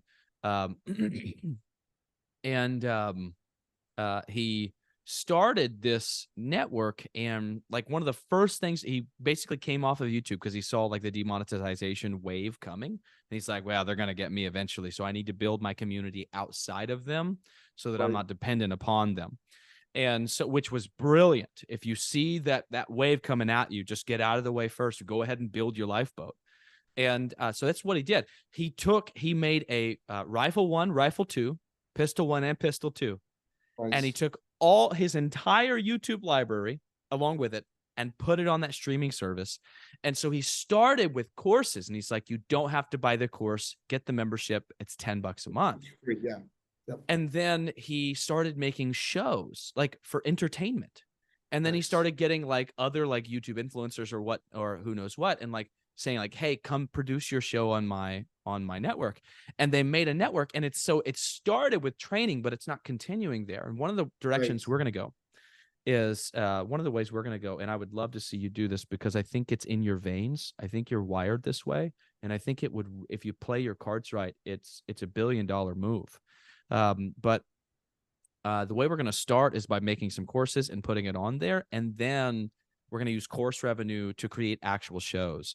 So there's a show that we're going to start working on really soon called Last Chance Dogs, where I'm literally going to choose a dog from a shelter that's like this close to euthanasia, bring it into my home, board and train it free, document the process, and make a vlog style show out of it. Right. And a dog will be a season or whatever. And so this creates an entire show that's not just like teaching someone how to work with their dog. It's like Caesar had like not 1, 2, but I think like 3 shows, right? And with the advent of like the Zach Georges and the Tom Davises of the world, like there's a spot for this, you know? And so that would be one show. And then we could have wildlife conservation. People like crime and stuff like that. You could potentially, if you had the money, hook up with a unit that does raids for like animal cruelty. I don't know. But the idea is you start creating a network that's not like dog training classes. It's all these adjacent things that person would be interested in. And the dog training courses were just to get them to come. It's just like a lead generation. Yeah, it's exactly right. It's just to pull them in. And then the rest of it is the reason they stay. You know what I'm saying? Yeah, I mean, I think that I've been using the example that dog training is my Trojan horse. Yeah, for years. I figured your personal brand was going to shift, and it's my Trojan horse to make people's lives better. And we're going to be going more towards, and we always have been, but we're going to be significantly going towards the personal coaching. How to make your life better, whether it's through meditation, whether it's through visualization. Got it. And again, it's like, I really feel that a lot of folks right now are struggling. Oh yeah. More than ever. And COVID pushed that thing over. It really did. And I feel that it's an obligation for put it this way, there won't be enough people that could do this. Like I say that with dog training. Like I count when I coach dog trainers, they're like, well, there's already 5 dog trainers in my community. I'm like, you need 50. You need 50 dog trainers in your community. Don't worry. There's no shortage of badly behaved dogs. So yeah, there's plenty of them.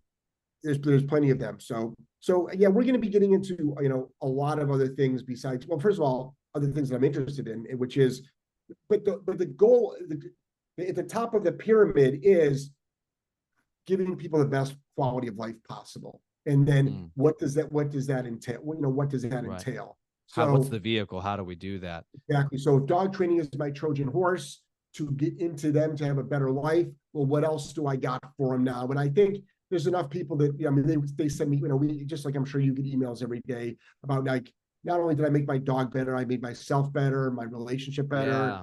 Trust me, I'm no relationship expert. I mean, my track record proves that. So, but I think I'm in a good place now where I've made my share of mistakes, which is how I learn best. But now I actually know what does work. So let me ask, I know we're right about time here. I want to be respectful of your time. Do you have time for just a few more questions? Yeah, absolutely. So if you could go back to when you first started, right, what would you say to yourself? What piece of advice, other than be prepared for 2019? Right. Well, there's one thing I will say. People always ask you if you can change anything, and my answer always is nothing. Because I wouldn't be where I am now. I mean, I'm in Florida right now, and I was in Rhode Island, and I was raised in Ohio. And it's like, what happens if I didn't get in my car and drive to Rhode Island? And what happens if I didn't get a job at this one restaurant? And what happens if I didn't, do? It's like, well, I wouldn't be here where I am right now talking to you. I really believe in the universe and how powerful it is. And but if I had to give myself, say, some advice. Yeah. Not necessarily what you would do differently, but like what advice would you give to yourself? I probably would say learn how to control payroll better. That would be a huge one. And I probably would have discovered my personal growth journey sooner. I would have wanted to have discovered my personal growth journey earlier in life, because but I always say to people that I mentor, especially in the dog training industry, like when I first started, we didn't have the free resources that are available now, like audible.com and all the online learning and all kinds of free stuff online. I mean, everything was a secret, so but it took me much longer to learn things then than it's taking me now because of how the world is changing. But I think as well, the more you learn, the faster of a learner you become. Yeah, I think so too. I mean, you have to be really hungry to learn, and I think once you are, there's a lot you can see. You see learning moments and opportunities in almost everything that happens in your life. Good or bad. Good or bad. Absolutely. I've got two more. One, the second to last here. What challenge has most shaped you into who you are? Has been most responsible for the current version of Jeff?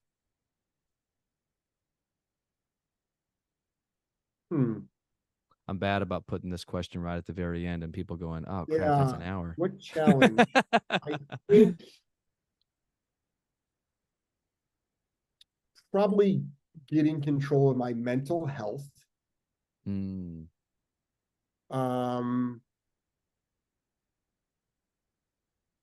Has been a challenge. Speaking my mind has been a double-edged sword. Yeah.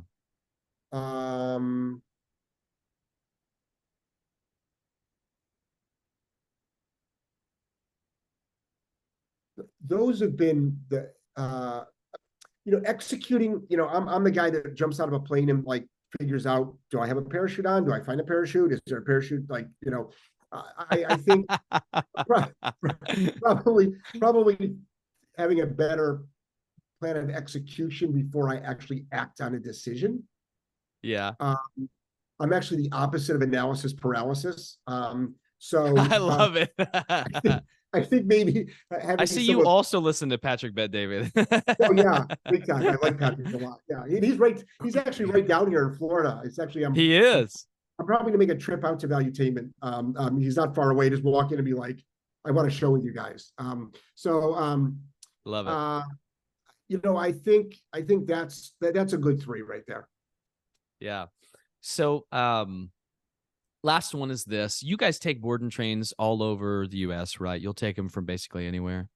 Yeah, I mean, we have people fly dogs in or drive dogs in Canada, but like literally in the next 3 weeks, I know there's a dog coming down from Montana, which is 39 hours, a dog coming out from California, and they're all being driven out. And I don't know what it is. It's 20 years in Rhode Island, we got dogs from a lot of places, but not those distances. And down here in and Florida, then the moment you move to Florida, everybody's driving. Everybody wants to bring their dogs down here. I don't know. Maybe it's going through New York City was always the bottleneck. Yeah, so, I love it. So help people if they want to reach out to you, if they want you to work with their dogs, if they want to buy your courses, where do they find you? What all should they see? Sure. I think Solid Canine, the letter K, numeric 9. So Solid Canine Academy, I think is a good start, because that is where you can do a one-on-one consult with me. You can get any of our courses. You'll be able to join our membership. There's a portal for all of our social media there. You can sign up for our free newsletter, which is very powerful. You don't have to pick, it's not like we sell it, sell it or anything. It's just, you find out about a lot of stuff that we're doing. I think Solid Canine Academy is definitely probably, if I had to say, probably the best way to, to get a hold of springboard. Yeah. Jeff, it has been so awesome having you. Oh, yeah, I appreciate what you do. And you have been a breath of fresh air, because even when what you're about to say is going to just explode the brains of the internet and just make people like angry or crazy or really excited and enlightened, I love the fact that you speak it anyway. Yeah, I try to not give 2 fucks, but I also I do it in the most respectful way. Tell them how you really feel, Jeff. I do it in the most respectful way that I can, I just I'm big on transparency and truthfulness, and understood. I'm just really big on that, because I'm in an industry which unfortunately is not sharing a lot of that. So that's very, very bad for everybody involved. Yeah, it is. Well, dog owners lose. Yeah. And dogs lose, and it's best that you be honest for a billion reasons, because if you start something and the owner won't take it up and everything gets bad. Jeff, you have been so awesome. I appreciate you so much for coming on. I wish you all the best luck with your membership. I'm sure it's going to do absolutely fantastic. I will continue to be on your mailing list and see all your stuff coming on, and I appreciate you, man. Well, thanks for having me. I really found this time really, really great. So thank you. That's awesome. Well, be safe today. Make good choices, or at least pretend. All right. See you, brother. All right.